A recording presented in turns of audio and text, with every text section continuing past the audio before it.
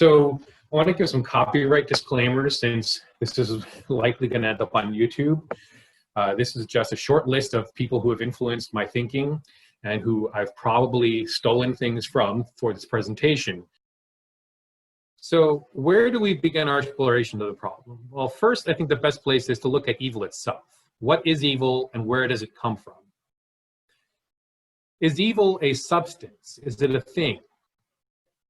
Well, ultimately, the answer is no. This does not mean that we do not experience evil as real, but that evil is not a something. It has no substance or being. In other words, evil is not something that has an existence in and of itself. Rather, evil is a corruption of that which already exists. Evil is the absence of good. It's the negation of that which is good. In other words, it's what we call a privation or a deprivation. Some good examples, rot.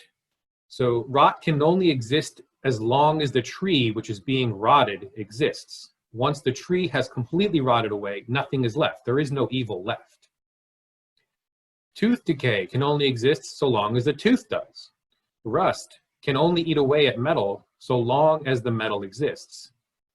These are all examples used to illustrate that evil, like rot, decay, or rust, has no existence apart from the good it seeks to negate. Evil exists only as a corruption of something good. It's a privation of the good, but it doesn't exist in and of itself. Dr. Norm Geisler states that evil is like moth holes in a garment. You will never see a garment that has been completely eaten by moths because nothing is left. When what we call evil is not present in a thing, then that thing is better, it's whole. But when all of what we call good is taken away, then there's nothing left at all. Is everyone following me here? So, for example, to be born without sight for a human being is an evil, because the evil is the lack or the privation of sight in something that belongs to the natural order. To say that evil is a privation is not the same to say that it's merely the absence of good. The power of sight is found neither in a blind man nor in a rock, but it's a privation for the blind man, whereas it's a mere absence in the rock. A privation is the absence or lack of something that ought to be there. A rock, as far as we know and understand, does not have the gift of sight like a man does. Of course, to say that evil is not a thing in and of itself is not to say that evil is unreal. We're not monists. We don't cling to the false idea that all of reality is a mere illusion. Although evil may not have actual substance, it involves actual privations of actual good substances.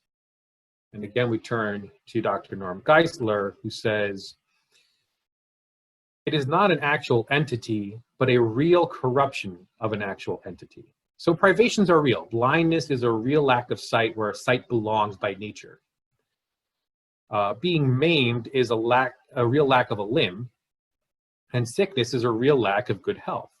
A rusty car, a moth-eaten garment, and a wounded body are physical examples of real corruptions in otherwise good things. In each case, there is no real lack of that, no real lack that leaves what remains in a state of corruption.